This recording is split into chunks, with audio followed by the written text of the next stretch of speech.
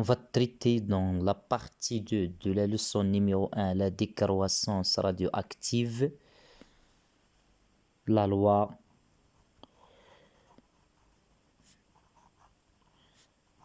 de la décroissance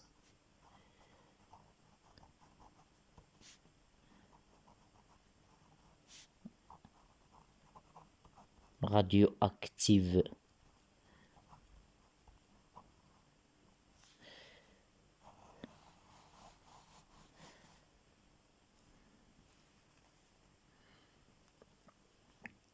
Alors, on suppose à l'instant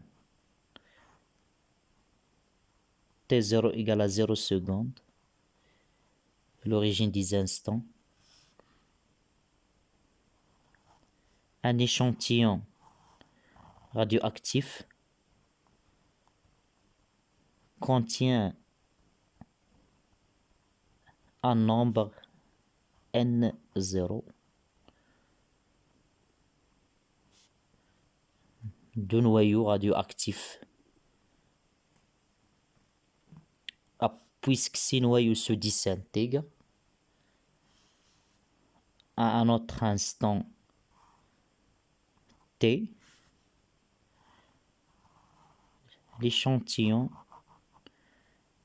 contient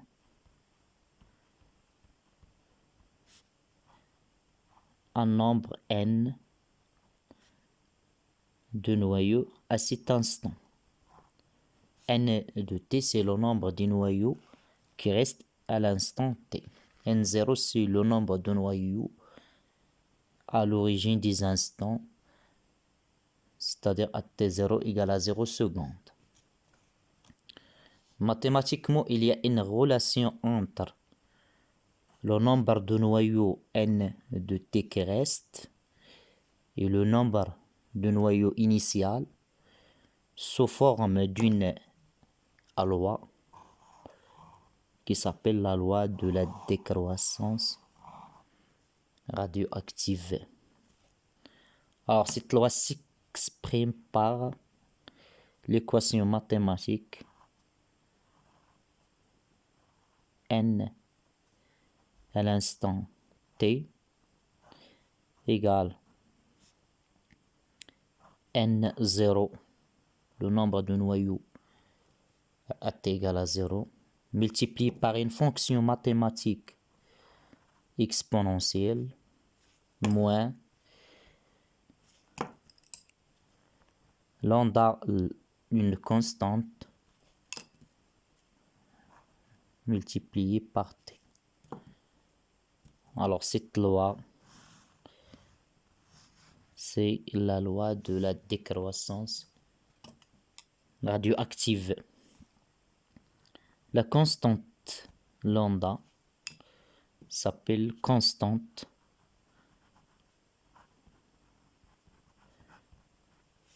de la décroissance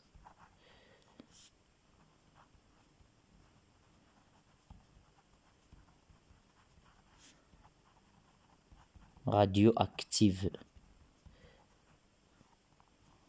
Chaque échantillon il a une constante lambda, constante radioactive. Il s'exprime puisque t une seconde, alors lambda s'exprime en seconde moins 1.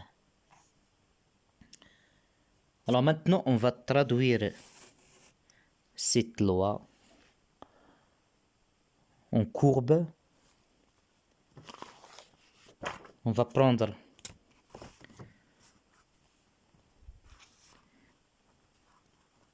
l'axe qui représente le nombre de noyaux à l'instant t, n à l'instant t. L'axe des abscisses représente l'axe des temps.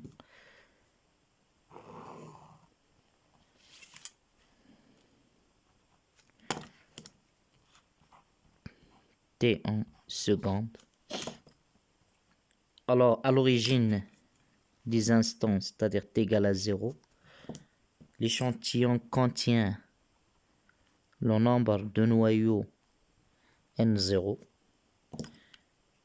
Et avec le temps, ce nombre se décroît à cause de la désintégration, se forme exponentielle, donc le nombre va se décroître avec le temps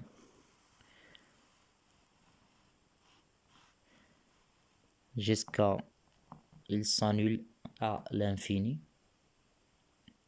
Alors, la courbe représente le nombre de noyaux en fonction du temps.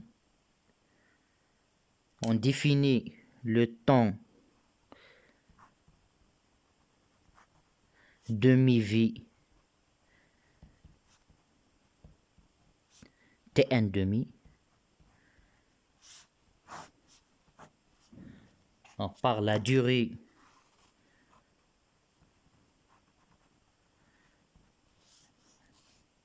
pour que la moitié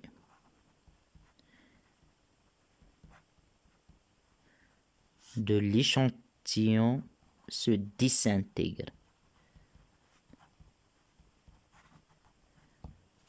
Pendant le temps de vie, temps demi-vie Tn demi, l'échantillon, la moitié de l'échantillon se désintègre.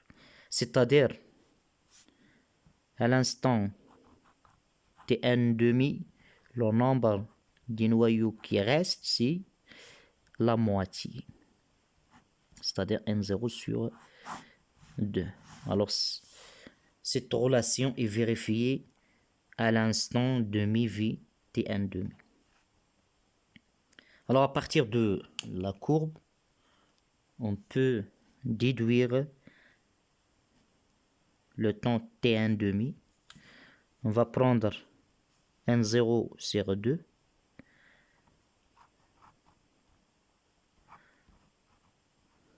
Et on va faire la projection sur la courbe.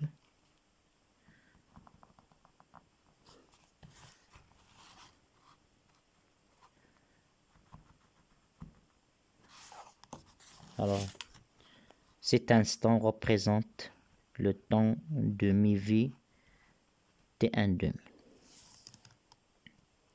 On va établir une relation entre la constante radioactive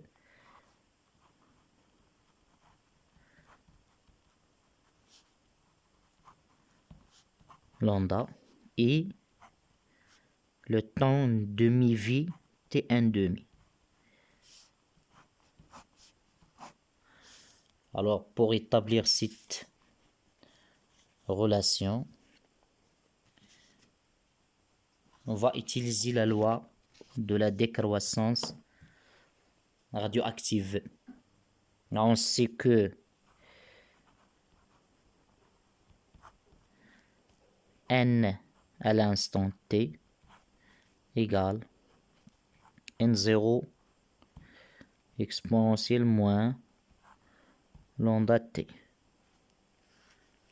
On applique cette relation à Tn demi, à l'instant Tn demi, c'est-à-dire le temps demi-vie, n à l'instant Tn demi, c'est n0 exponentielle moins lambda Tn demi. Or, on sait que le nombre de noyaux qui restent à l'instant Tn demi, par définition, c'est le nombre de noyaux initial divisé par 2. Alors, on porte cette équation dans l'expression de n de Tn demi. Alors, on trouve n0 sur 2, n0 sur 2 égale n0 exponentielle moins lambda Tn demi. On va simplifier par n0. Alors, il reste 1 demi égale exponentielle moins lambda T1 demi. Mathématiquement, on a une relation. La fonction inverse, mais la réciproque de l'exponentielle, c'est la fonction logarithme népérien ln de exponentielle x égale à x. C'est une propriété mathématique.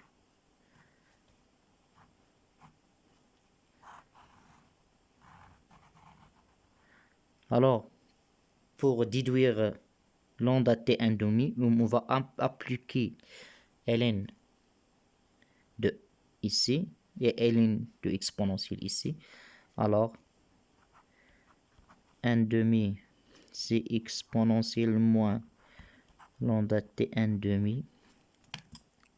Ln de 1 demi égale ln de exponentielle moins lambda T1 demi. Donc, ln de 1 demi égale ln de... Alors, ln de exponentielle moins lambda T1 demi, c'est x. Ça, c'est x, donc c'est moins lambda T1 demi. Donc, ln de 1 demi, c'est moins lambda T1 demi.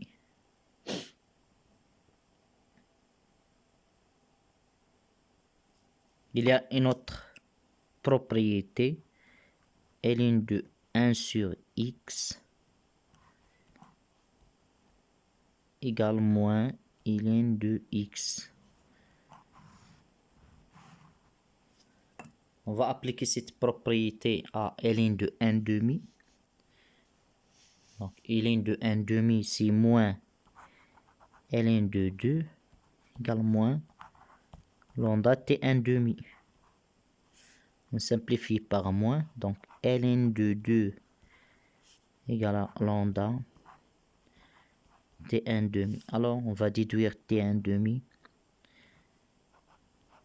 par T1 demi, c'est ln de 2 sur lambda. Voilà la relation qui existe entre le temps demi-v et la constante radioactive lambda. Alors, si on pose 1 sur lambda, on pose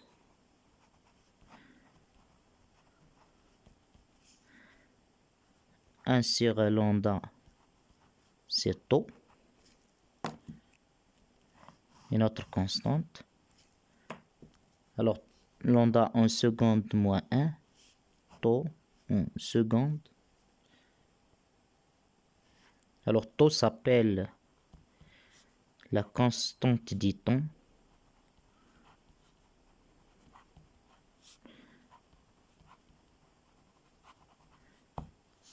La constante du temps. Alors, on va chercher que représente tau physiquement.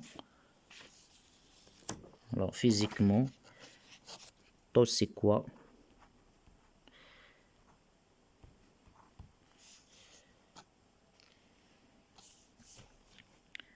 Alors, on va appliquer la loi de la décroissance radioactive.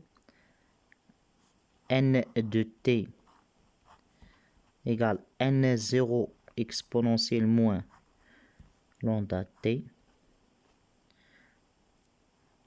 On a lambda C 1 sur tau, parce que tau c'est 1 sur lambda. On va changer lambda par 1 sur tau. Alors, N de T, c'est N0 exponentielle moins 1 sur tau fois T.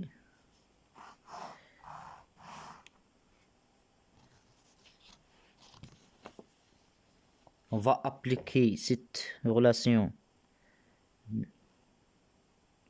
de la décroissance radioactive à l'instant t égale à taux. On va chercher le nombre de noyaux qui va rester dans l'échantillon à l'instant taux. C'est n0 exponentielle moins 1 sur taux. T c'est taux. Donc n de taux, c'est n0 exponentielle moins 1 sur taux fois taux, c'est-à-dire moins 1. Exponentielle moins 1, c'est un nombre 0,37. Alors on va trouver le nombre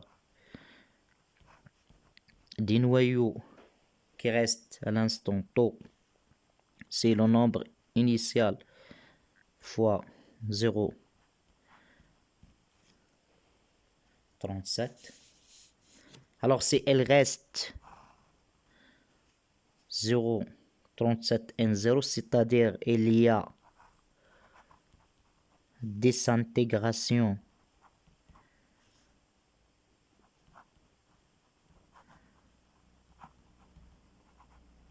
de 0,67 63 de N0.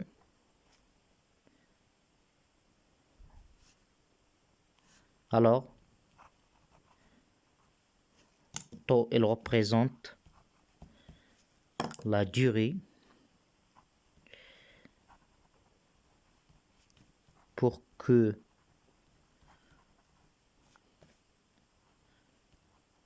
,63% de l'échantillon se désintègre. Et la relation qui existe entre le temps demi-vie, c'est-à-dire le temps pour que 50% se désintègre, égale à taux, le temps pour que 63% se désintègre, multiplié par ln de 2. Alors on peut représenter taux dans la courbe. Pour représenter taux, on va prendre la tangente à la droite à t égale à 0. On va tracer la tangente. La tangente, il coupe l'axe des temps à l'instant taux. Ça, c'est la première méthode. La deuxième méthode, on prend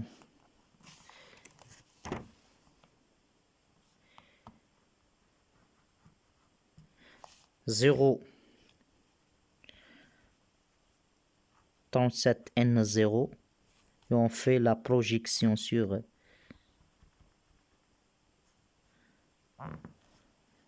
l'axe des temps. On trouve taux.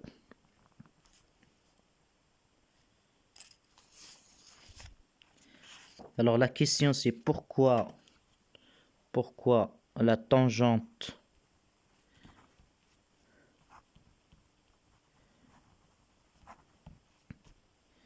coupe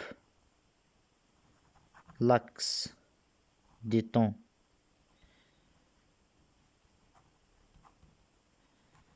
à l'instant t égale à taux.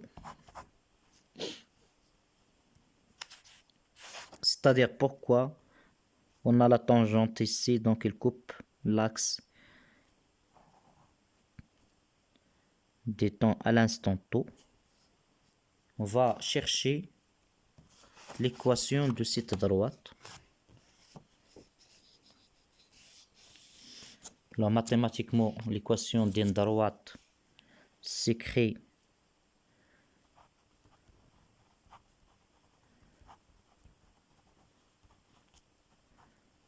l'équation de la tangente,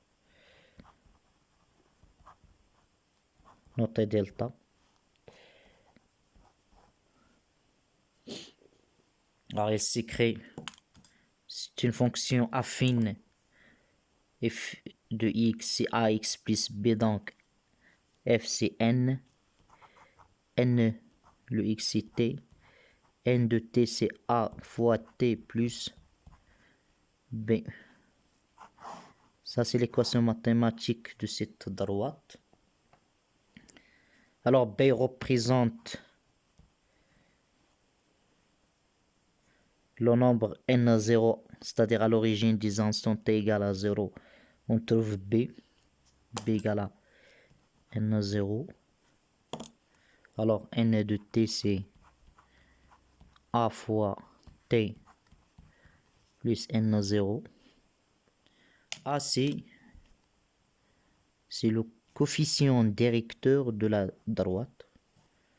Alors mathématiquement le coefficient directeur de la droite c'est la dérivée de la fonction n par rapport au temps, mais à l'instant t égale à 0.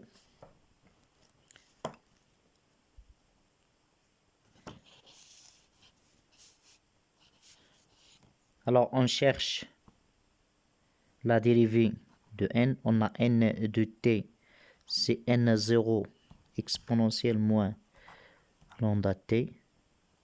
La loi de la décroissance.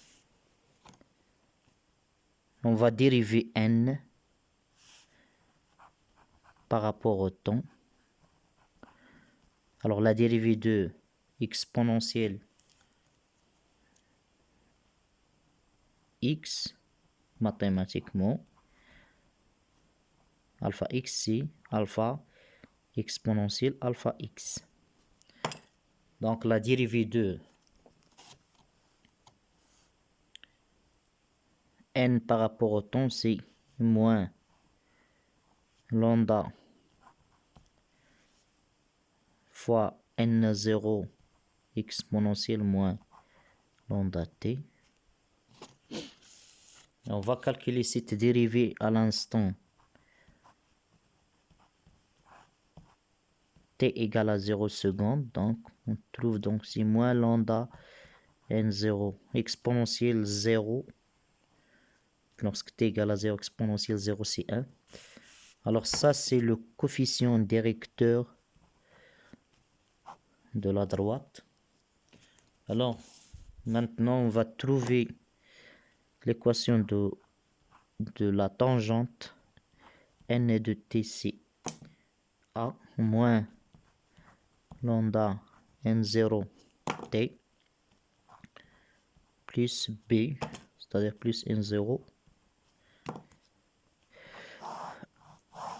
Alors la fonction pour cet instant notée t', la fonction n s'annule.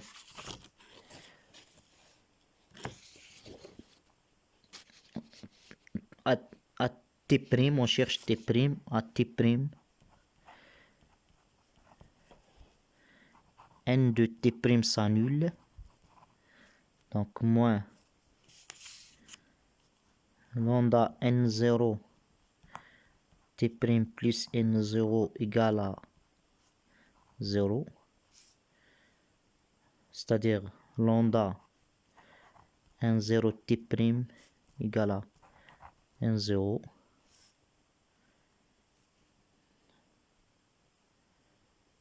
T' c'est n0 sur lambda n0. Donc t' c'est 1 sur lambda. Et on sait que 1 sur lambda représente tau. Alors t' égale à tau. Donc la tangente